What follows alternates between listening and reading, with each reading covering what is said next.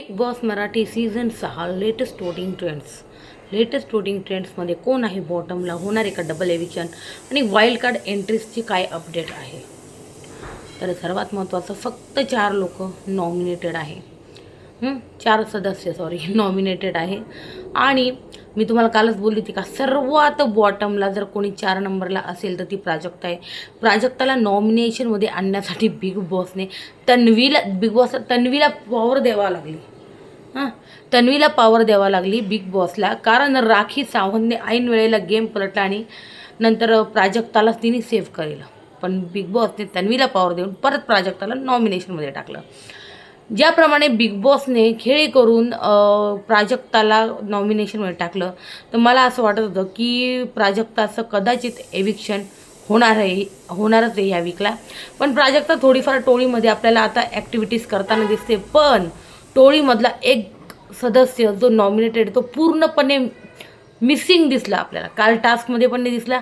काल रुचिता रडत होतं, काही स्टँड घेताना पण नाही दिसला, ना विशाल विरुद्ध ना विशालच्या बाजूने काहीही त्याचं काहीच तो म्हणणं मांडताना दिसलाच नाही आपल्याला. इव्हन टास्कही परफॉर्म करताना अनुश्री म्हणे घुम्यासारखा उभा होता, तू जसं काय एखाद्या हिरोईनचा बॉडीगार्ड आहे.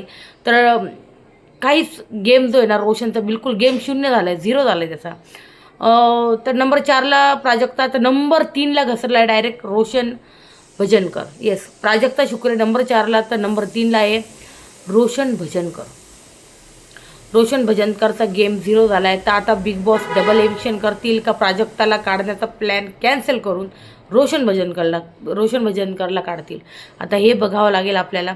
किंवा मग प्राजक्ताला जसं त्यांनी म्हणजे अडकवलं होतं, तर प्राजक्तालाच एलिमिनेट करतील, म्हणजे एविक्शन करतील. आता बघूया काय गोष्टी होत आहेत, काय नाही. काय बिग बॉसच्या मनावर आहे की कोणाला काढायचं. कारण कसं आहे, प्राजक्ता नंबर 1वर जरी असती आणि बिग बॉसने ठरवलं काढायचं तरी काढलं असतं. सचिन कुमावत जसे नंबर 3वर होते वोटिंग ट्रेंडमध्ये, जबरदस्त वोट्स आणि सपोर्ट येत असताना त्यांना काढलं. करण सोनवणे नंबर 1वर होता वोटिंग ट्रेंडला, तरीही तो गेला डबल एविक्शनमध्ये. सो बिग बॉसच्या मनावर आहे, जो कंटेंट देणार तो नंबर 8ला असला, नंबर 9ला बॉटमला असला तरी बिग बॉस वाचवणार. जसं रुचिता होती 2 वीक तरी रुचिताला काढलं नाही. तर या सर्व गोष्टी असतात. तर नंबर 4ला प्राजक्ता, नंबर 3ला रोशन भजनकर, तर नंबर 2ला आलेली राखी सावंत तिने तिच्या खांद्यावर गेम पूर्ण उचलला आहे आणि ती तो गेम चालवते.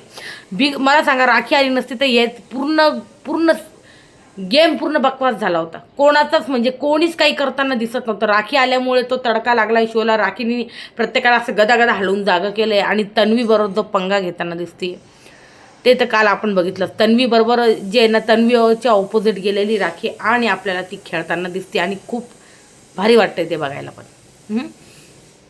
आणि आजही ते आपल्याला बघायला मिळणार. बरेचसे प्रोमो जे आहे ना आलेले, ज्याच्याबद्दल मी थोड्याच वेळात बोलणार आहे, अपडेट देणार आहे तुम्हाला, काय काय झालं काय नाही.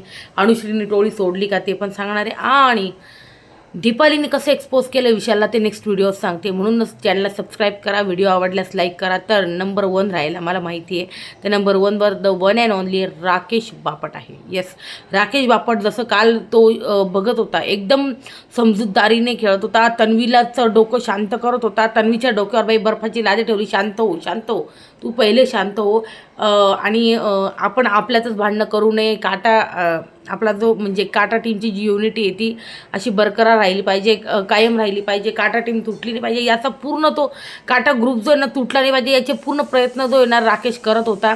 तन्वीला शांत करत होता. तन्वी जशी चिडली होती, तिला खूप कन्सोल करायचं काम ते भाई राकेशने केलं. खूप मस्त काम केलं ते. तर नंबर 1वर राकेश आहे, नंबर 2वर राखी आहे. हे दोघं जाणार नाही, गॅरंटी देते.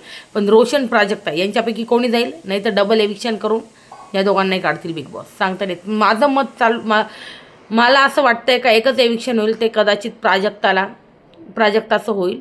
किंवा मग प्राजक्ताने जसा गेम अप केला या 2-4 दिवसात, तर प्राजक्ताचं म्हणजे कॅन्सल करून रोशनचं पण एविक्शन बिग बॉस करू शकता.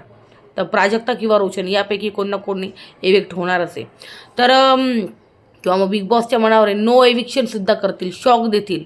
म्हणाल वाईल्ड कार्ड एंट्री आणू. आणि आता बघू मग वाईल्ड कार्ड एंट्री कोणतं तुफान घेऊन येते.